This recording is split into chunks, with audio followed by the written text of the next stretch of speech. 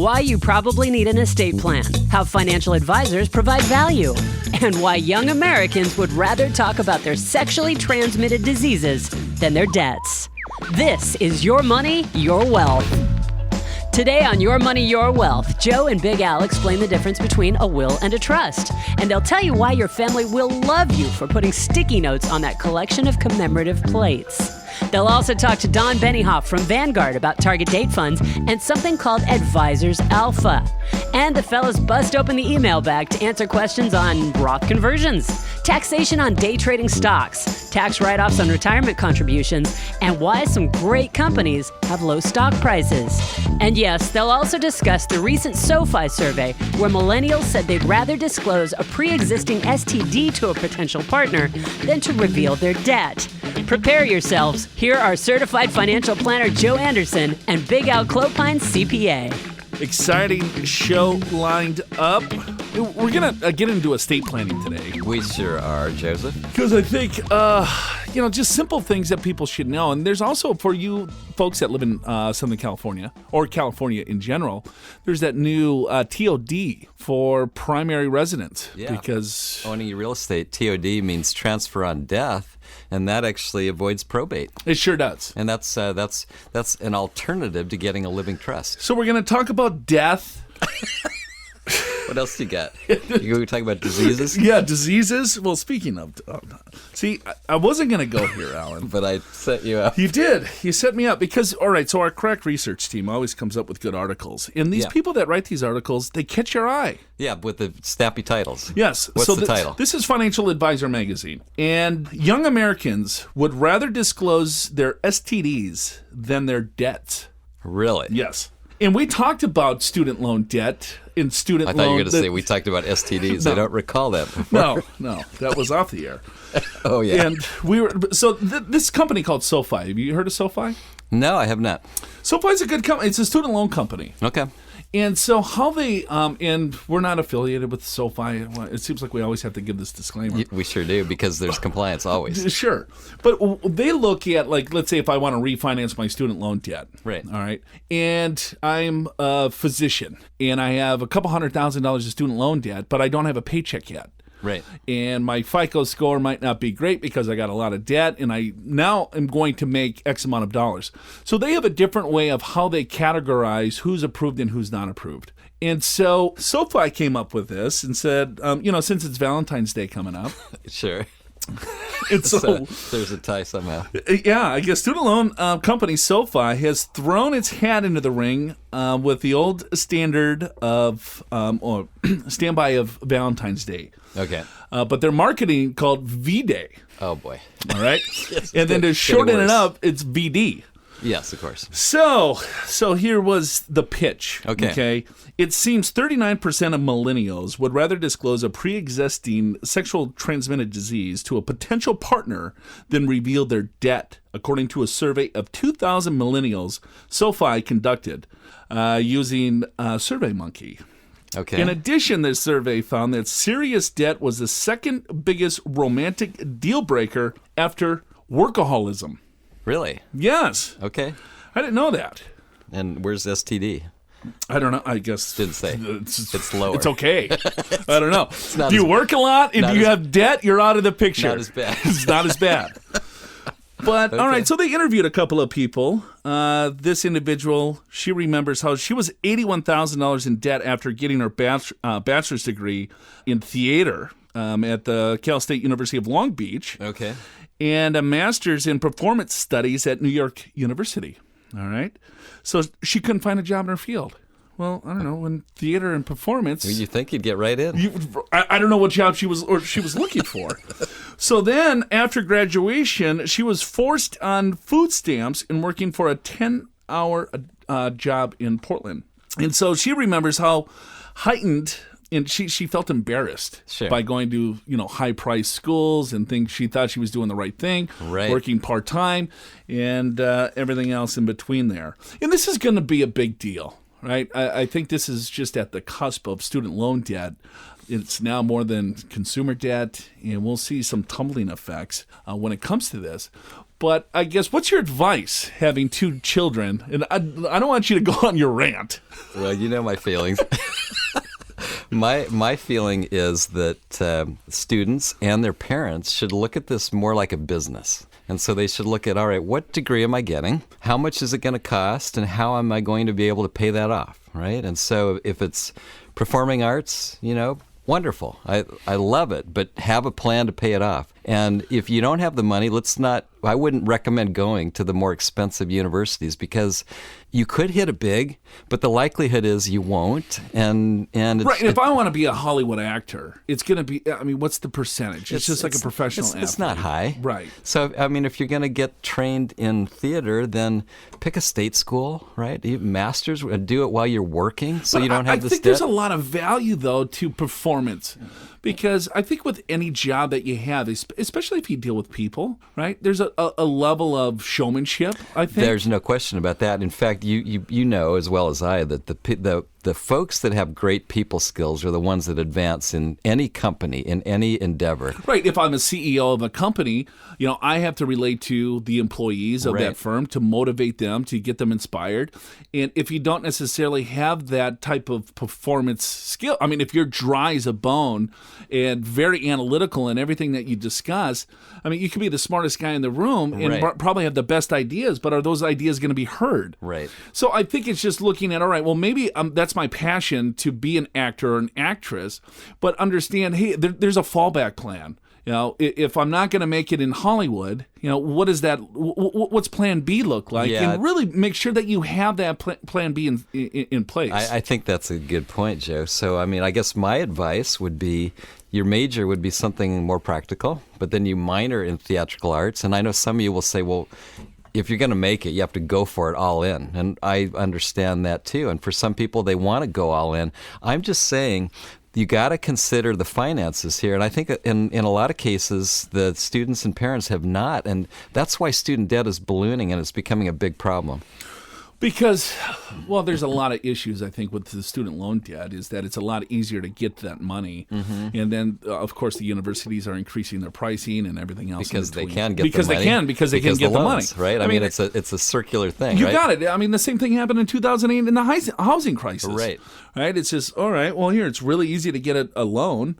Let me get a $600,000 mortgage when I don't necessarily have the finances to cover, the payment. Maybe I do an interest-only loan for whatever, and then next thing you know, that resets. Now I have my payment went from $1,200 to $4,000. Right. Oops, I can't afford this. You're right. Right. And so it's just being, I guess, practical on what you're trying to accomplish too.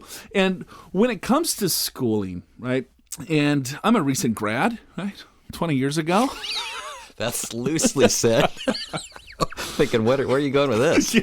Well, look, last year, something I didn't know about? Yeah, I'm just fresh out of college. You've been faking it for a while. Yes, but it's important too, I think, to network early, to get context early, because Al and I interview a lot of individuals with our firm, and you know who gets in for the interviews first? Are people that might have referred in that we might know. Right. Either through a client saying, hey, you know what, I have this niece that she is really interested in finances. Can she come in and mirror, one of your financial planners for a day? Or it could be someone that, another colleague that we work with, maybe an attorney or CPA firm. Hey, there's this individual that, I vouch for. Do you have, we might not have room today, but we'll interview that person versus just getting a cold resume, through your email box. It's pretty challenging to, because most of the time it's like delete. I don't necessarily have time, and half the resumes that we see. Yeah, and when you get those resumes via email, they've probably sent out 500. Just kind of a shotgun approach, and hopefully someone will respond. And I'm not saying you shouldn't do that, but you're absolutely right, Joe, and that's true of anything. Whether you want a contractor to fix something in your home, you want a referral from a neighbor.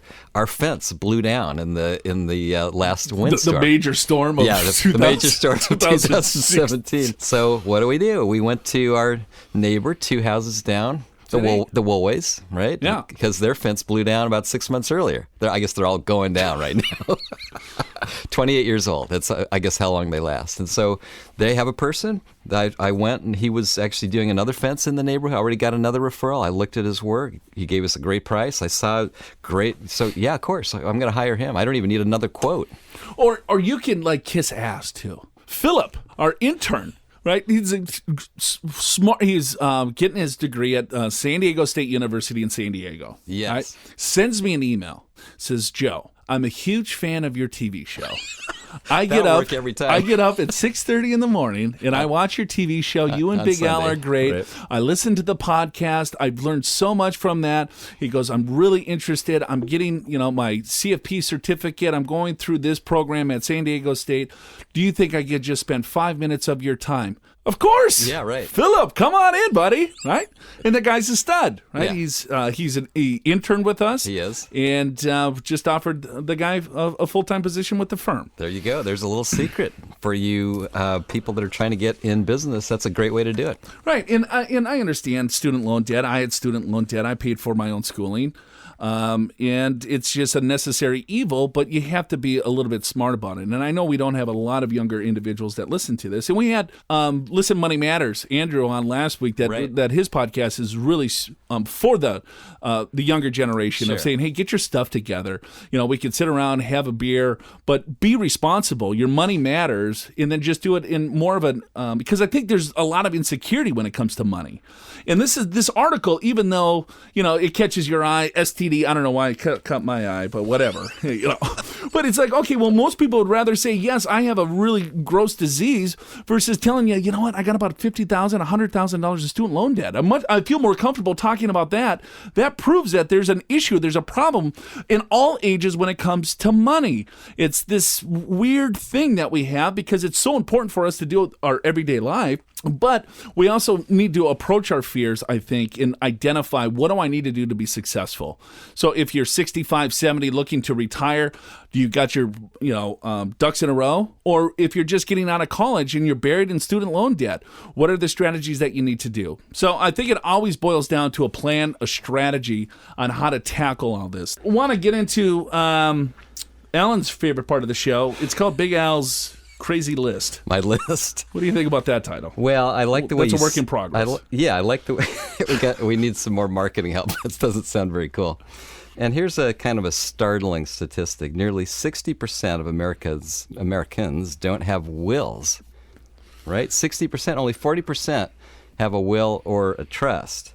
And then when you break it down even further, baby boomers they're okay. 58% have will or trust. 81% of those 72 and above, that's better. But Gen Xers, Joe, your generation, only 36%, and millennials, only 20%.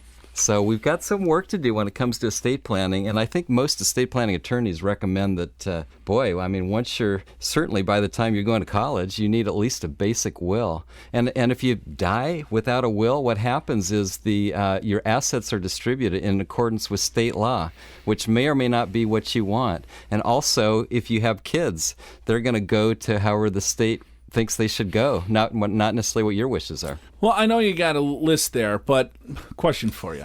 What do you think? What advice would you give? I mean, when would someone want to consider looking for a full-blown estate plan? Full-blown estate plan. Let's say you have a trust and all the bells and whistles.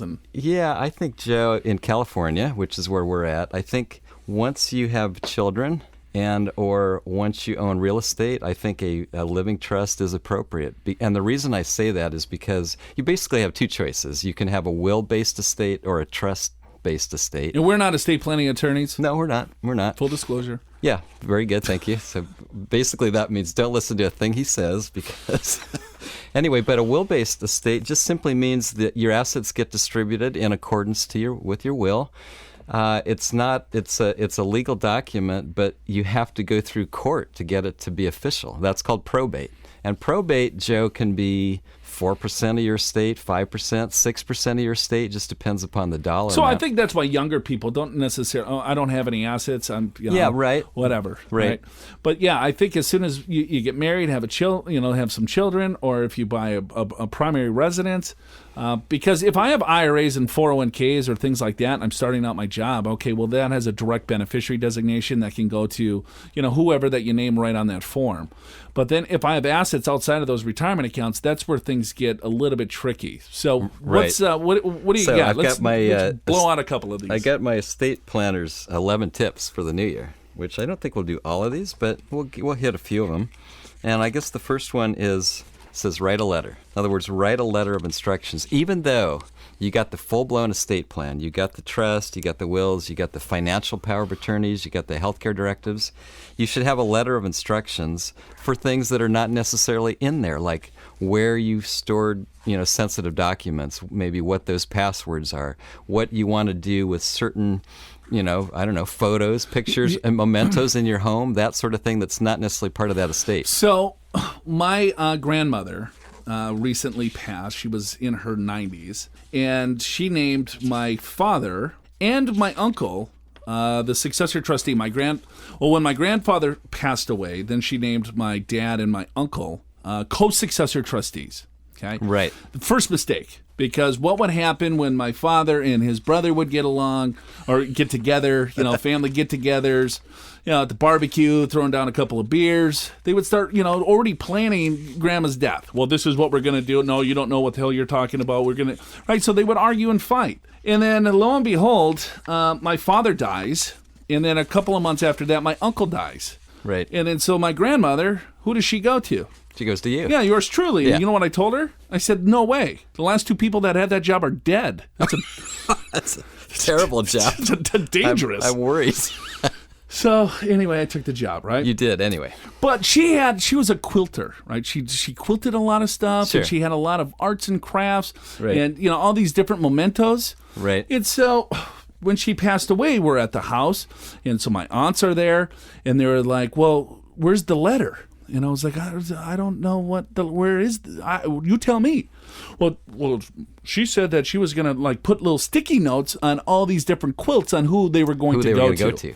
Yeah, never happened. Didn't happen. Right. So then they're like, well, no, I want that. I want that. Oh, yeah. Right. So what it would take you? Half an hour maybe to bust that thing out? Sure, So from personal experience, it's very, very important. It just stops all the, unnecessary drama after, someone passes. You should be mourning and celebrating the life versus bickering about who's going to get a stupid quilt. That's so true. I've got a story, too. My grandmother passed away several years ago, and she liked to collect plates. Sure, yeah, or spoons and knives. Whatever it may be, right? So I guess there's a whole community of people out there where you get these designer plates and they're superimposed on them as like a painting or something. And she had, I don't know how many plates she had. A lot. It was in the thousands, I believe. Thousands? I think so. Wow, she was a plate. However, not all of them were valuable, but the ones that were valuable, I remember when we went up to her apartment after she passed, and it was my dad and my uncle and several family members from both sides,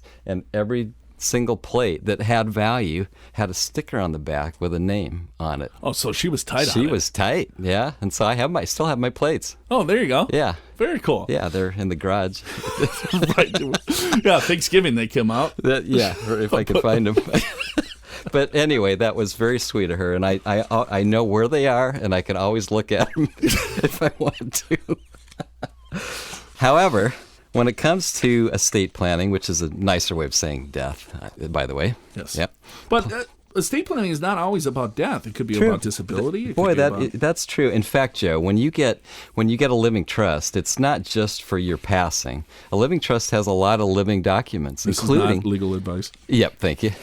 Including a financial power of attorney, which here's why this is important. Like let's say you get injured and you're incapacitated and all of you and your spouse's money is in your IRA. Well, unless there's a financial power of attorney, your spouse doesn't have access to your IRA, so they got to get a court approval on that. Right? Conservatorship. Yeah, conservatorship. And so a financial power of attorney takes care of that. And then healthcare directives, that's really important too, because if something happens to your spouse, the doctors may or may not want to even talk to you without those directives. HIPAA, it's not the animal, but the Health Insurance Portability Accountability Act. Never heard of that. HIPAA. Yeah. Got it. That's very important too when it comes to medical records. They won't even share it with spouses. So there's a lot of different documents that you have. And what's next? Here's some things you got to consider with regards to estate planning. One is to review and potentially revise your beneficiary designations. And Joe, that is so important because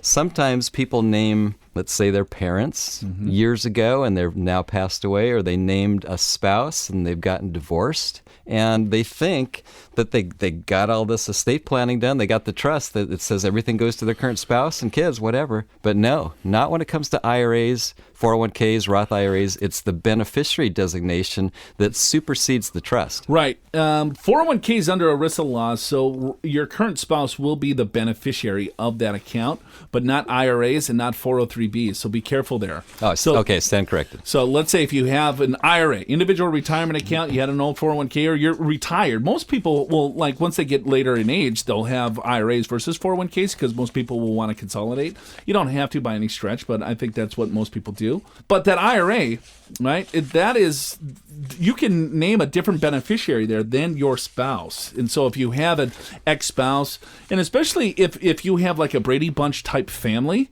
right? So what that means is that, hey, I remarried, I have kids from a previous spouse, maybe my new spouse has kids from their ex-spouse, and then when you look at retirement accounts, it's like, well, I want to make sure that my current spouse is taken care of, but then, hey, if she were to pass, I don't necessarily want that money to go to her kids or his kids. I want it to go to my kids. So it gets complex. So you absolutely want to make sure that you understand, what is the law when it comes to beneficiary designations? And I think that's one of the most important estate planning documents that we have, and most people overlook it, or they don't necessarily truly understand the power of it, because what Al said is that supersedes your living trust. It supersedes a divorce decree.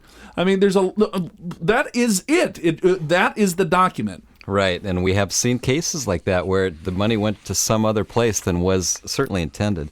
Joe, another one is sharing your passwords, and this would be akin to maybe adding that to your letter of instructions that we just talked about. And I don't share your passwords with everybody, but you have a special document that shows your critical passwords. It's in a place where the important people in your life know where it is, and they can go to it and access it if they need to, right? And boy, you talk about nowadays. It seems like everything is online and digital and without passwords. Going back to, you're incapacitated. How's your spouse going to even pay the bills? Doesn't even know how to get into online banking. Right, yeah. Checkbook? Never heard of that. What's the most common password? Password. Yeah. That's the word password. Right. Yeah. Who's on first? Yeah. But, yeah. Or 1, 2, 3, 4, 5, 6. You got to get a little bit more creative there. Yeah, at least do 5, 4, 3, 2, 1, right? Or something. But it's crazy. It's like, I have this sheet of paper in my office. Well, it's actually in a safe, if anyone's listening. It's in his top drawer. Yeah, top drawer. All your passwords. It's basically on a sticky note. Right? But it's right next to your computer monitor. Yeah, it's on my computer monitor. Critical passwords. Yes, exactly. Confidential. Do not read. Yeah, yes. Right. And how many passwords do you have? It's so annoying. It's ridiculous. And what most people do, which we shouldn't do, is just kind of get a password that we like. Yeah, and just keep using it over and over again. Oh, my Apple password? I had to restart my Apple phone 5 times because it's like, well, what the hell is it again? And I really want to get this app. Declined. Well, wait a minute. I know where my passwords are. They're in this app. Well, what's the password to get into this app? Damn it. Well, it's so funny. We talk about our iTunes and Apple password with Ann. She's I would say that some of this stuff, I mean, she's a people person, not a technical person, and all this whole password stuff and her Apple account, we have changed the password so many times and then you forget it, and so then you have to reset it, and you do something different, and they say, well, you can't use the same one as last time, and I didn't know that was the one, and so then you redo it, and then now she still tries to get on, and she's putting in her Google password for Apple. No, that's Google.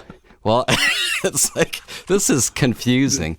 According to this article, there are apps out there where you can track your passwords. Like, they recommend an app called Keeper Security. Yeah. Keeper Security. I haven't used that. I actually got one of those apps, and it was too complicated. I couldn't figure it out. Yeah. So what I did is I have all my passwords on my phone in Notes, but I have learned how to password protect my Notes. Oh, there you go. So with my finger. Oh, wow. So I suppose if I'm lying there on the ground, you can put my finger on the phone. Well, which one? Which finger is it? Club eye? I'm not saying. You have to try all 10. So here's another one. This is important, right? Buy burial plots. There you go. How about if I want to get cremated? Then buy a cremation service. I suppose. That's a big business. I guess. Yeah.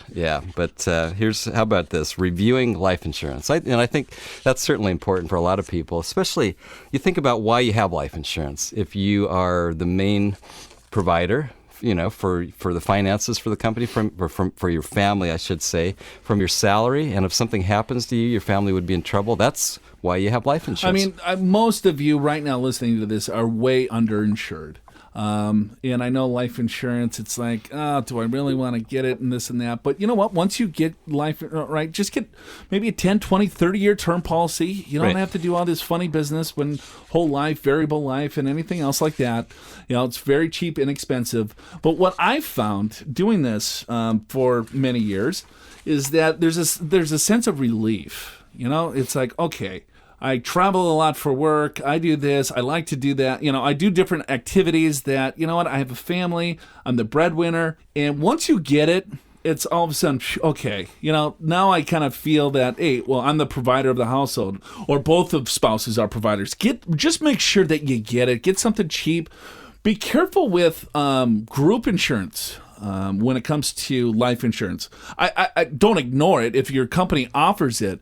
But in most cases, unless you get hit by a truck, right, you're going to get sick first. You're going to leave your job because you're sick, because you're on your deathbed, and then you pass. So it's not going to cover you. Right. So you want a standalone policy. Like I said, get a term policy. Go with an independent agent. Shop it around. But once you do get it, trust me, you will feel better. Joe and Big Al are always willing to answer your financial questions. Email info@purefinancial.com. This is from George. Okay. I have a question regarding Roth conversions. I'm in my 40s. And I have $170,000 in rollover IRA and $50,000 in Roth. Should I withdraw the money from the Roth IRA to pay the conversion taxes today and convert the rollover IRA so future growth and withdrawals are tax-free? Is the goal to do this quickly as possible, or does it matter if it takes 15 years? Let me know your thoughts. Well, first, let's explain a conversion. Okay, all right, that sounds good. So a Roth conversion is when you have money in the IRA, which you have $170,000 in a rollover IRA. You're allowed to convert all or part of that at any given time to a Roth IRA. You will pay tax on what you convert, but once it sits in the Roth IRA, all future growth, income, and even principal is tax-free for you, your spouse, and your kids. So whoever gets this Roth, whether it's you or someone else, eventually it's tax-free to them. The downside is you got to pay the tax. So a couple things is, number one is you want to be cognizant of your tax bracket, right? So if let's say you're in the 25% bracket and you've determined you'll always be in that bracket or maybe even higher later, well, convert up to the top of the 25% bracket. Maybe that's $10,000, maybe it's $30,000. You wouldn't want to do all 170 because that would put you in a too high of a tax bracket. The second thing is it's highly recommended that you pay the tax with non-retirement funds. Okay, so what that means is you would have money in your savings account, in your trust account, your brokerage account, outside of retirement. That's the best funds to actually pay the tax with, right? Because then you've got as much money in the Roth as possible. Now, there are cases where you don't have money in your savings account and trust account to do that. It's a little bit trickier. You may actually have to use a little bit of your Roth money or your rollover money, but then you're sort of defeating the purpose. So if that's the case, it's going to just take a little bit more analysis, I would say. Yeah, but I think, George, this is what I would do. Depends. All right, so you're in your 40s. Let's just say you're 40, right? And you got $170,000. Well, let's say you do $10,000 a year. Just first of all, look at your tax return. What tax bracket are you in? All right, and that's line 43 on the tax return. And so it's second page of your 1040, halfway down. Take a look at that, and then look at the tax tables to see how much room that you have in that current bracket. Then convert to the top of it. Or maybe you just want to do a smaller amount. Maybe you don't necessarily have to max out the brackets because you're young. Right? So you got plenty of time. You got plenty of time. Let's say if you want to retire at 60. Well, you got 20 years to get the $170,000 into that overall account. So you could do, I don't know, $7,000, $8,000, $10,000 a year, right? Pay a little bit of tax, pay a couple $1,000 in tax to do that, and just change your withholdings on just cash flow it with your salary. You got it. Cash flow it with your, because then you just think of it like this: is that, well, each conversion that I make of that $10,000, and then I pay a few $1,000s in tax. Well, I changed my withholdings a little bit. I'm not going to have a huge tax bill at the end of the year, right? And it's just, it might work out pretty good that way. Now you have a large chunk of money because that each dollar that you put in there is going to grow 100% tax free for you. You already have 50 grand. I would hate to see you take the money out of the Roth to pay the tax, because you have so much time. Yeah, you sort of go backwards, but here's a rule too. So people are thinking, well, he's in his 40s, he can't take the money out of the Roth. Not necessarily, because Roth IRAs have FIFO tax treatment, first in, first out. So any dollar that you put into the Roth IRA, you can always pull out tax-free, no matter what your age is. That has nothing to do with 59 and a half. That's your money. But the growth of that money needs to season in the Roth IRA until you're 59 and a half to pull that out tax-free, or 5 years, whichever's longer. Yeah, and we should say that's relating to contributions. Contributions. Not conversions. Conversions have a different rule. But if you do a Roth contribution, you can always pull that money out well before 55 and a half or 59 and a half. Right. And the conversions, so if you did a conversion, let's say at 40, right? If I did a conversion at age 40, I still have access to that conversion money before 59 and a half, but I just have to wait 5 years. Right. So I'd have to wait until I was 45 to take that conversion dollar out. If you're going to wait, if you're going to need the money in 5 years, don't do the conversion to begin with. So yeah, there's two different 5-year clocks when it comes to conversion dollars. Another thing, if you're under 59 and a half, and if I'm doing a Roth IRA conversion, some people will withhold taxes, because anytime you might say, all right, well, here, I'm going to convert. I talked to my custodian, or maybe your advisor that's not necessarily familiar with tax law, and say, hey, I would like to convert, $20,000. All right, well, how much would you like to withhold? Because you're going to have to pay taxes on that. Well, I don't know, let's withhold 20%. All right, well, now you just blew yourself up, because that withholding, right, they're going to withhold that for taxes. That's not qualified as a qualified distribution. Right. So you get a 10% penalty on that withholding. Yeah, that's absolutely right. A couple more thoughts for George.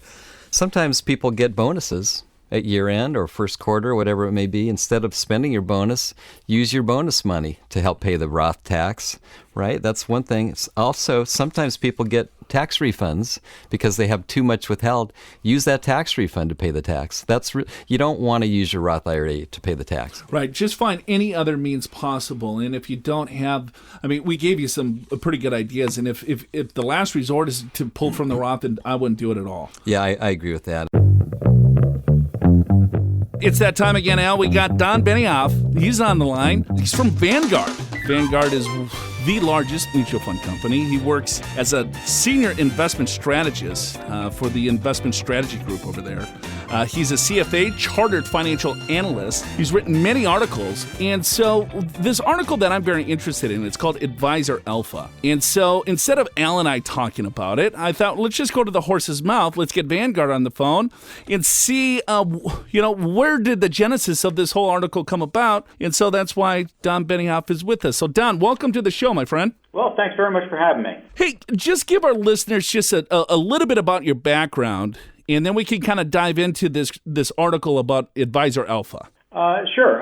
The last 19 years I've spent at Vanguard, primarily in the role I'm currently in as a strategist. Prior to that, I was a financial advisor myself for about 7 years. So we try and wear both hats from both the advisor perspective as well as maybe the industry perspective too. You know, Vanguard's the largest mutual fund company. I think he brought in like $47 trillion last month. Well, it's give or take. give or take a couple of bucks. And a lot of people use Vanguard more as a self-directed type vehicle. But I thought was very interesting in a very well thought out article of, talking about maybe on the advisor side of things. And I know that Vanguard now is developing more advice driven type programs.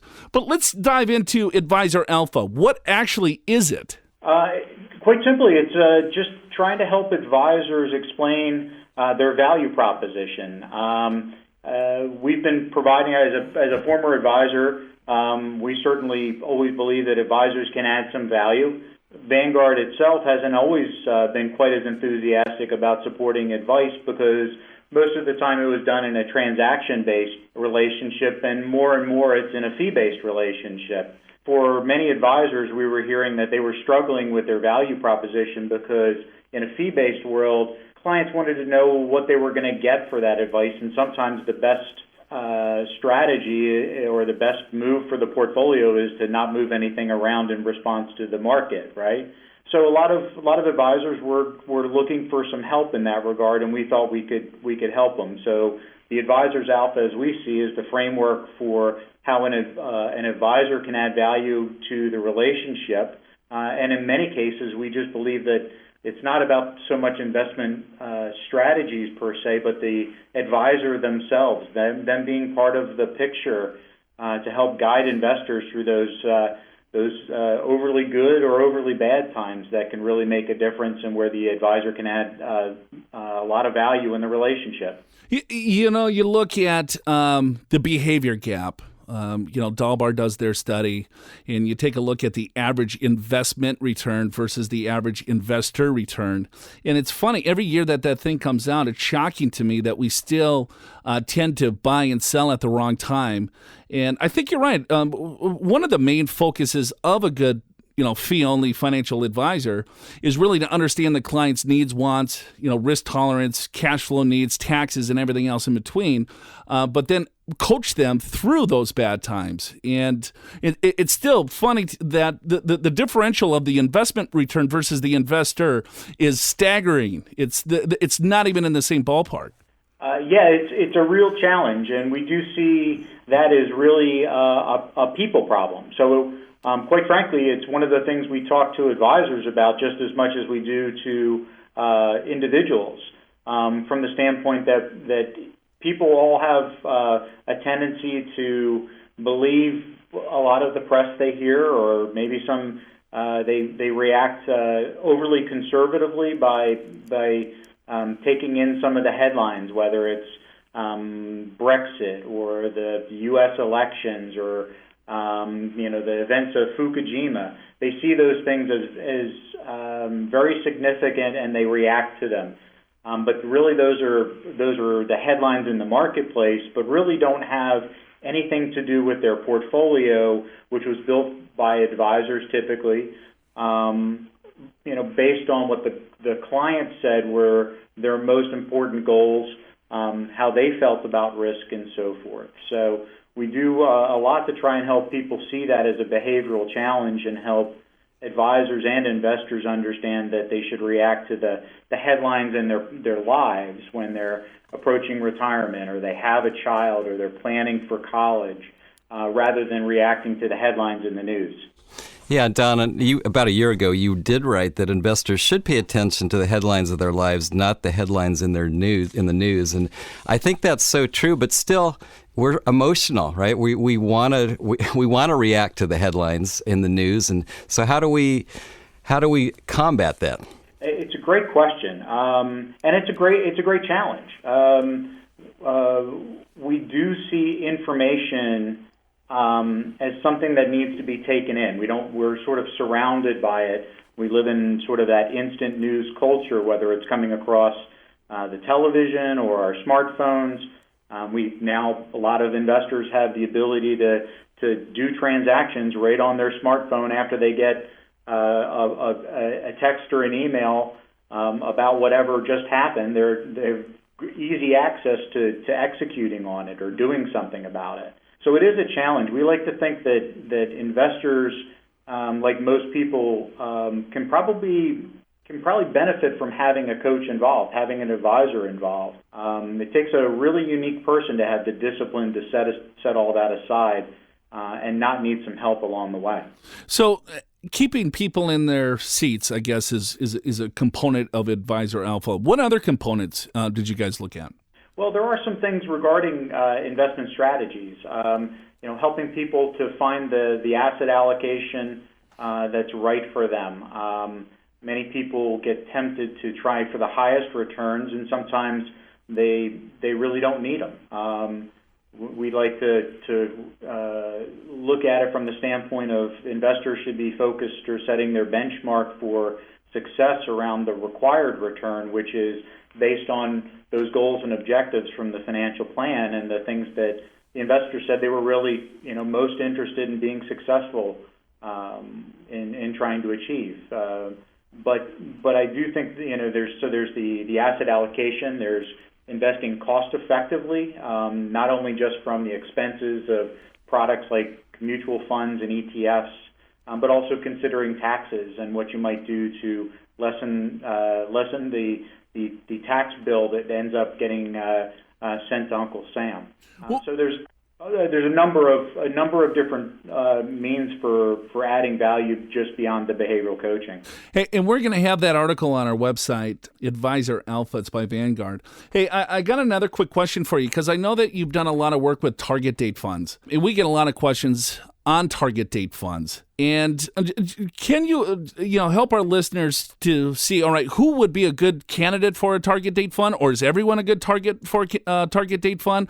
And maybe what are some of the pros and cons of those? Yeah, I think to start at the beginning, I think anyone can be a good candidate for target date funds.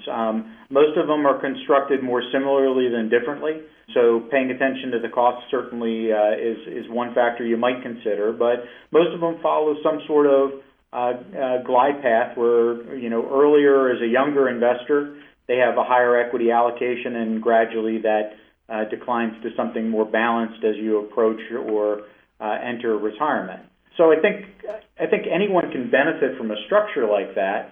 But that being said, it's not the only choice. There are other choices out there. So there are that is what, as you said, a target date fund or a target retirement offering. There are also things like target risk funds. They may be your more traditional asset allocation type of funds where there's a blend of different stocks and bonds and maybe cash, things like that. The main difference between those is that the target date fund really only requires you to know your expected retirement date and let the rest of it work for you. You just pick the plan or the fund that works for that date. On the other hand, when you start to move into an asset allocation-like product or a target risk product, now you have to do a bit more self-assessment and understand your risk and reward dynamics and figure out what asset allocation is right for you too. So target date products can be a useful tool for most anyone, but they're certainly not the only option out there for investors. You know what I find? I think it's a great solution. But I think still most consumers, I don't think they know how to use them, because typically we'll see someone that will use 5 different target date funds. And it's like, well, what target date are you shooting for, right? I mean, they're kind of and maybe you can help me clarify, but my understanding is if you're going to use a target date fund or target retirement fund, all the money should go in that fund, because with the program itself, it's basically allocating your entire portfolio appropriately towards your target date of retirement. But if I have a target date fund of 2025, 2030, and 2040, I mean, isn't that defeating the purpose a little bit? We tend to say yes. We tend to structure our target date funds with sort of that 5 years, as you said, 2025, 2030, 2035.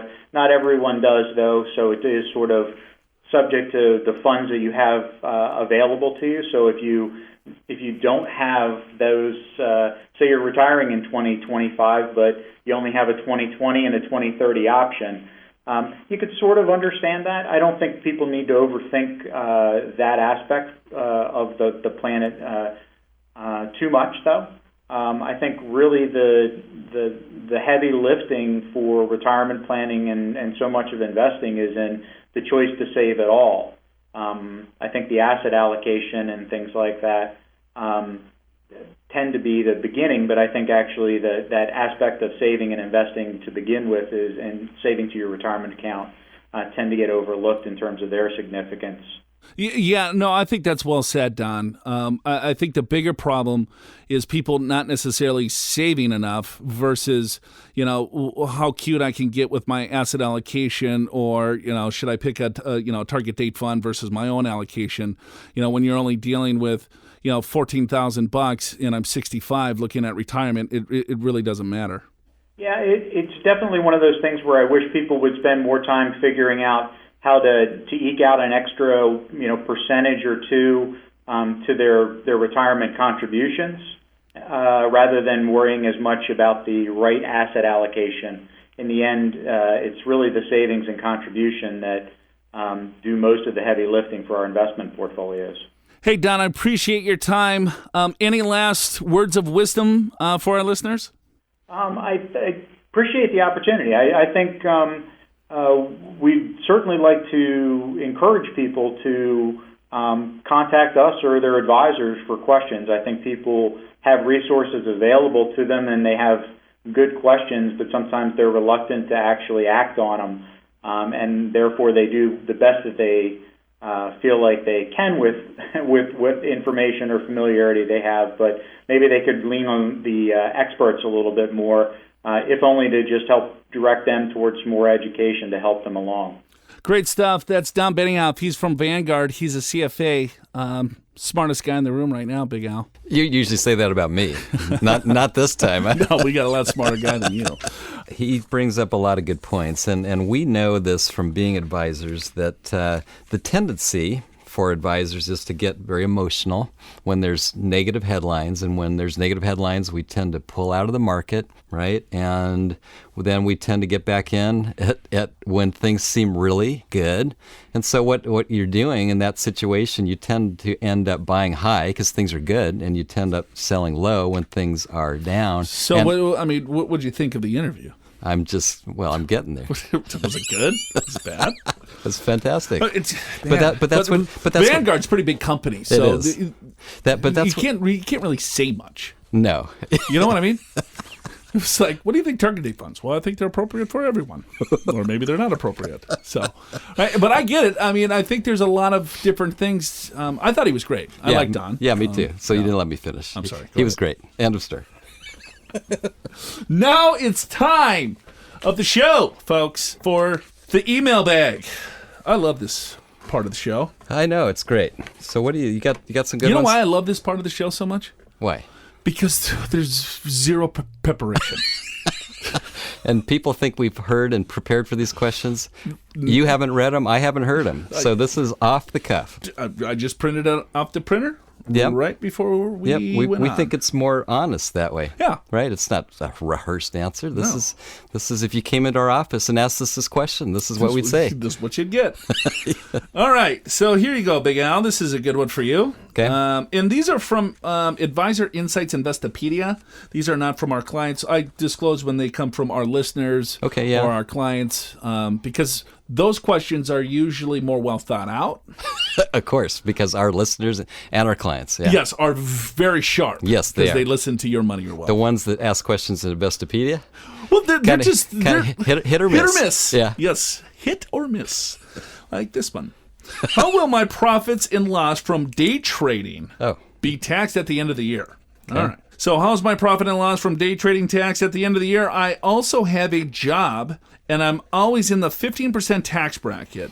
If I make a profit from trading while I work, and my earnings from trading and working stay within the 15% tax bracket, will I be taxed the same? Big Al, what do you got? Interesting, yes.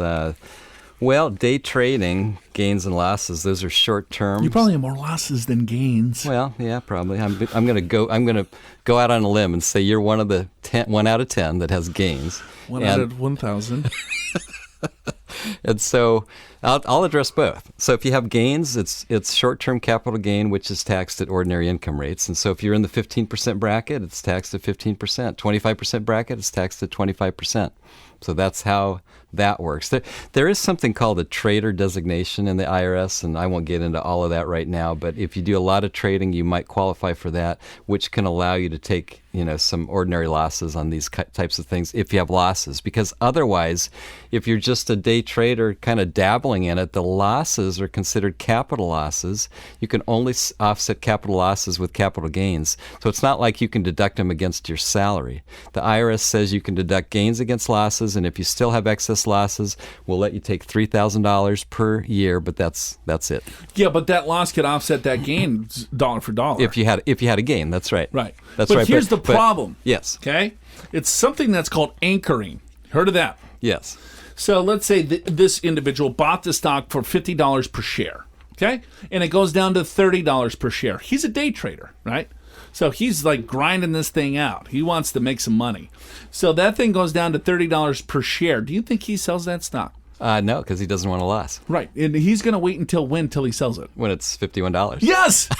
It's like the stupidest thing ever, right? But no, that's what we do. It's like, well, no, I bought it at 50. It's down to 30. I'm not going to take the loss, but I'd rather take the gain on this one, pay ordinary income tax versus taking the loss on the other one and netting it dollar for dollar, right? And then you could buy back the stock 31 days later, whatever. Interestingly enough, if you just do this how we would suggest, which is long-term hold, if your gain yes, but it works. If your gain is for a year or longer, then the capital gain rate is actually zero when you're in the normally 15% bracket. Right. The guy's in the 50% tax bracket. Just hold on to it for a year. Make that profit there. If you're such a good stock picker, pick the right ones. Right. Wait a year. Sell in the 15% tax bracket. Then Zero tax free. Right? Zero tax. Yeah. Email question number 2. Okay, let's go for it. Can I still deduct the maximum amount of taxes on a traditional IRA if I contribute to a 401k plan? Is the header of the title of the email. Okay. I want to contribute to a traditional IRA for the tax write-off, but I contribute to my employer's 401k plan. Can I still get the maximum write-off on the traditional IRA? Big Al, what say you? Yeah, the answer is a qualified yes. Because you're allowed to do an IRA and a 401k at the same time. In other words, if you're under 50, your maximum into the 401k is $18,000, and you can still do an IRA, which is $5,500. But your actual ability to take that as a tax deduction depends upon your income level. So if you're single, it starts phasing out at about $62,000 of adjusted gross income and by the time you hit $72,000 of income, then you can no longer deduct the IRA. You can still make the IRA, you just can't deduct it. So let me put that in real terms. So I'm single, I'm working, and let's say I make $70,000, but I max out the plan of $18,000. Okay, good. All right. Or let's say I make $68,000. Okay. And I max out the plan at $18,000. Okay, I like that. So $68,000, right? But then the 401k, $18,000, that's deducted off what your taxable pay.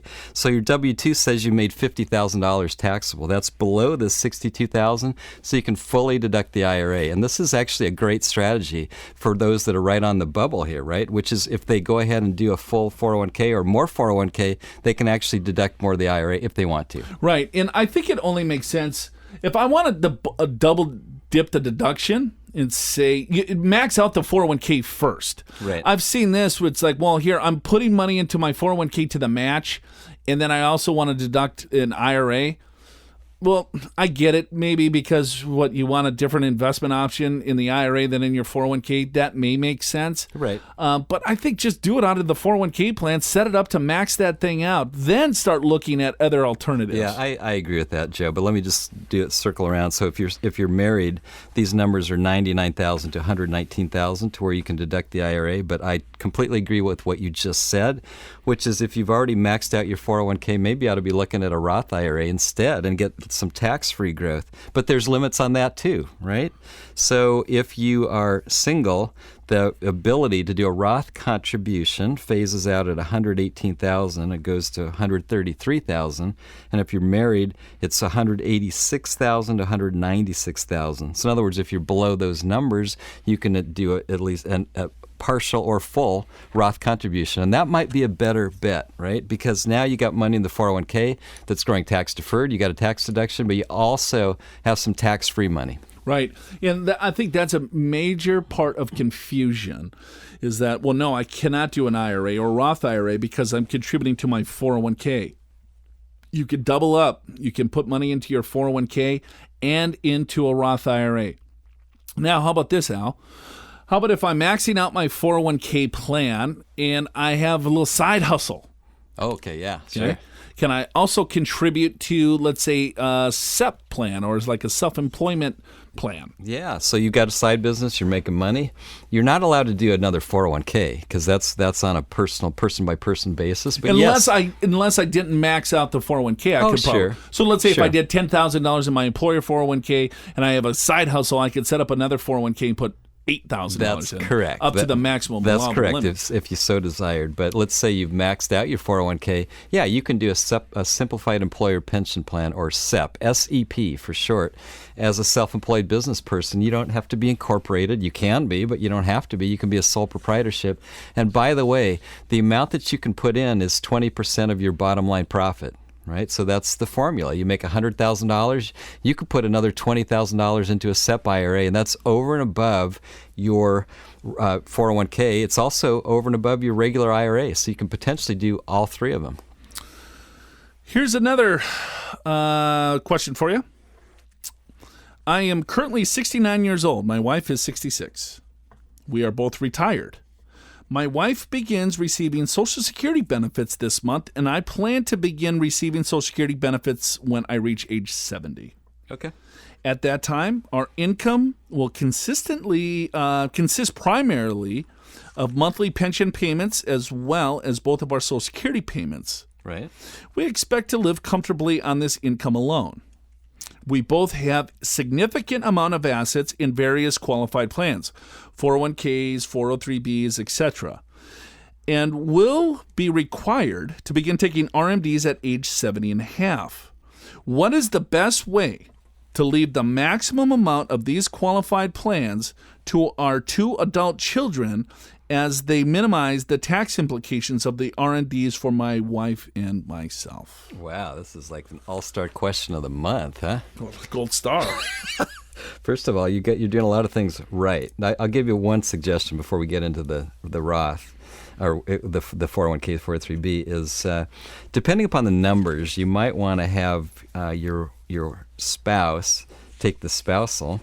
Of course, you'd have to wait till you're receiving your benefit unless you did some things last April. You know what? Well, he's 69, right? So the numbers might jive for him to take his benefit and the spouse take the spousal benefit, Yeah. and then her switch to her own benefit at age 70. That's what I'm thinking. I mean, they're 3 years apart, not 4, but I think this still works out pretty well. And the reason you would do that is because, the spousal benefit means you can take half of your other spouse's. But your benefit continues to grow. And when you take your benefit at age 70, it's a lot higher amount than if you had taken it at age 66. Something else that happens as a result of that is probably the Social Security payments will be a little bit less, which means your taxable income will be lower, which might allow you to do more Roth conversions before you hit your required minimum distributions at age 70 and a half. And so the main part of this question is, what's the best way to transfer these retirement accounts to the kids? Well, the best way, bar none, is to get it into a Roth IRA, because when they get it, it's tax-free to them. Of course, the problem was, which you always know, you're allowed to do a Roth conversion, but you have to pay tax on the amount that you convert. So if you can keep your income lower for these next few years, then you can actually do more in Roth conversions and stay in the same tax brackets. We find this problem a lot is that now they ask us at 69. Yeah. They see the problem next year when they should have been asking this 10 years ago. Yeah. So if we take this the next step, let's just say they retired 5 years ago. then that would have been the best time to do this, right? Because all they had was their pensions at that point. They didn't have Social Security. They didn't have required minimum distributions. So I guess to get in the weeds just a little bit more on this question is that Al's suggesting to go into a Roth IRA, and that money will grow 100% tax-free for your life, and then when the kids inherit it, it's tax-free for their life. So that's a pretty cool thing. However, there's a couple of more, details that you want to make sure that you cover. What tax bracket are you in? How big is your pensions and Social Security? And then what tax bracket is your kids in, right? So if your kids are very successful and they're in large tax brackets, well, maybe it might not make sense because you might be paying more tax on your tax return, or they would be paying more tax or whatever, right? You just got to take a look at the whole picture here. Sure. If they're in large tax brackets and you're in a low tax bracket, conversions make all the sense in the world. But if they're in very low tax brackets, right? So they're not doing that great. They're, and it's not expected to change. Yes, right. And maybe that's the case because they're concerned or not. I don't know. So that's diving in a little bit more. You have to look at what tax bracket that you're in. How much room do you have in your tax bracket to determine, does it make sense to do the conversion? I would say 90% of the time in this fact pattern, it's absolutely the right decision to do the conversion. Yes, and something happens later on in life, sometimes when you need more medical care or you got to go into assisted living or long-term care. All those, in terms of long-term care, that's completely 100% deductible as a medical deduction. It puts oftentimes the parents in a very low bracket, and that's a great time to do Roth conversions as well. And then what happens with, let's say one spouse dies, and it sounds like they have a plenty of fixed income. Right? So it depends on the pensions. Do they have 100% survivor benefit on those? You'll lose one of the Social Security benefits. But what we find, too, is that, all right, well, both of my spouses. Whoa, hey now! This is Utah. Huh? Yeah, welcome to the show.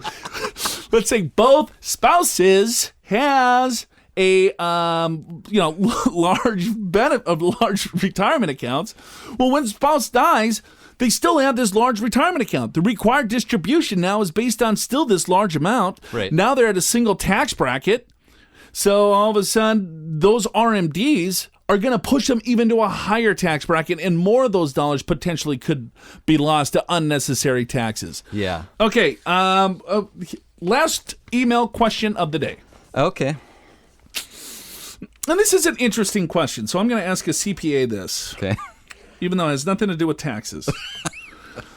Why do some great and well-known companies that sell a lot of products and services have a lower stock price than other less profitable companies? Okay. For instance, Berkshire Hathaway, Yes. with a stock price of $200,000, for example. Apple, the most valuable company in the world, has a stock price of around $120,000. While Berkshire's is $200,000. Why is that? That's a great question, and I think there's a lot of mystery when it comes to stocks and investments. So it's the reason it all has to do with the value of the company in relationship to the number of shares that are outstanding. And so if you have just a few shares and your company value is growing, right, then your stock price is going to be more. Here's what most companies do is they do stock splits, right? So all of a sudden there's 100,000 shares and they say, you know what? Let's make it 300,000 shares. So that's like a 2-to-1 or 3-to-1 split, I guess is what you call that. So now you got 3 times as many shares as what you had before. What does that do to the stock price? It cuts it by 3, right? And so the company value is always the same. It's the value of the company. Right. If the stock price was $100 a share, now it's $33. Yeah, if you did that 3-to-1 split, right? That's how it works. And Berkshire Hathaway has not wanted to do stock splits. Well, they have 2 share price. I mean, they have 2 classes of shares too. You got Class A, Class B. Yeah. Right, Class A, he doesn't want to split. That's Warren for you, right? Right. So, no, I'm not going to split it. So, right, one share's $200,000. Right. But you can buy Berkshire for less than $200,000. It's just a B share class that is split. Yes. So, yeah, you have to look at market cap. Mm-hmm. Right, and outstanding shares times the market cap means capitalization the value of the company, the capitalization of the company. So you look at that. That's what's going to determine, right? but not necessarily the share price. Right. The share price. So you multiply the share price by the outstanding shares. That gets you your market capitalization. Right. So if you have a ton of outstanding shares versus some, like Berkshire Class A, doesn't have a lot of outstanding shares. Right. And interestingly enough, when you look at new companies that do an initial public offering, an IPO, in general, they try to price the stock somewhere around $10 a share. Because it seems affordable. It seems affordable, right? And that's why people do. That's why companies do stock splits. Yeah. So how do they do that? Well, they take what's the value of the company. Let's divide it into how many shares, so it's going to come out to $10 a share, or $20 a share, or whatever number they want to hit, so that it's affordable. Right. And then so you say, oh, it's $10 a share. Well, you know what? Let's make it $5 a share. So if I own one share of that stock at $10 a share, when they do the stock split, guess what? Now I get 2 shares at $5 a piece. So you have the same value. I still have the same value, yes. Right. So my brokerage account is not going to change. It's going to have the same market value, but now I have that many more shares. And if the stock price continues to go up, all right, that's good because I have more shares that are going to go up in value. So, yeah, that's a great question. It is a good question, and I think it's a complete mystery to probably a lot of people. Yeah, it's like, well, this is a lot better company because the share price is that much higher. Right. Well, that's not necessarily the case. Right. You got to take a look at the market cap. Yeah. Right. But then, which has higher expected returns in the overall market if we really want to get deep here? Yeah. Are they lower price stocks or higher price stocks? Well, if you look at history, lower price stocks have a higher expected return based on market cap because, right? So the market cap could be the same. And what I mean by that, let's say you have company A and company B, their market capitalization could be the same, right? And then all of a sudden one is falling in value, right? Because of maybe underperformance. Sure. In a given year, or maybe in a certain area of the overall markets, that area like oil, for instance, right? A sector of the market is not performed. So that stock price goes down. So then you look at, all right, well, which is going to give me a higher expected return, a lower price stock or a higher price stock? Well, over the long term, lower price stocks will outperform higher price stocks because they're more volatile, they're more risky, and you are compensated for that risk. So, wow, you did get in the weeds there. Well, I had to. That is my job. Good for you. And that's also known as value stocks, and that's what Warren Buffett invests in. Companies, when they're on sale, when they're cheaper, a value stock, and value stocks do have a higher expected return over the long term, but on a year-by-year basis, they may not outperform, but over the long term, they tend to. Yes, and what value is, again, so you have to look at the book value of the company, right? So all companies have a book value, so you take a look at your equity, your assets, your liabilities, and everything else, and then, an accounting firm says, well, here's your book value. But then market has a different opinion of that book value. Sure. Right? So you look at book-to-price ratios, and if they say, the price is actually higher than what's on the books, well, that's more of a growth company. If they're saying, it's a little bit lower than that, well, then that would be a value company. Value companies, as Al said, have a higher expected return long-term over the markets. It's called a risk premium. So you want to make sure how you invest is you take advantage of the risk premiums in the overall market. It's a cheaper way to invest. You can potentially get a lot higher rate of return. You can mitigate your volatility and so on and so forth. So, hey, that's it for us. We ran out of time. Hopefully you enjoyed the show. We'll be back again next week with another great guest, your email questions, and Big Al's list. Can't wait. So, to recap today's show, basic estate planning can save you and your family a lot of headaches later. A financial advisor can help you figure out your needs and wants, your risk tolerance, your cash flow needs, your tax situation, and they might be able to talk you off the ledge during the bad times. And for Generation Y, workaholism and serious debt are more of a relationship deal breaker than STDs. Subscribe to the podcast at yourmoneyyourwealth.com through your favorite podcatcher or on iTunes, where you can also check out our ratings and reviews. And remember, this show is about you. If there's something you'd like to hear on Your Money, Your Wealth, just email info@purefinancial.com. Listen next week for more Your Money, Your Wealth, presented by Pure Financial Advisors, a registered investment advisor. This show does not intend to provide personalized investment advice through this broadcast and does not represent that the securities or services discussed are suitable for any investor. Investors are advised not to rely on any information contained in the broadcast in the process of making a full and informed investment decision. Your Money, Your Wealth opening song Motown Gold by Carl James Pestka is licensed under a Creative Commons license.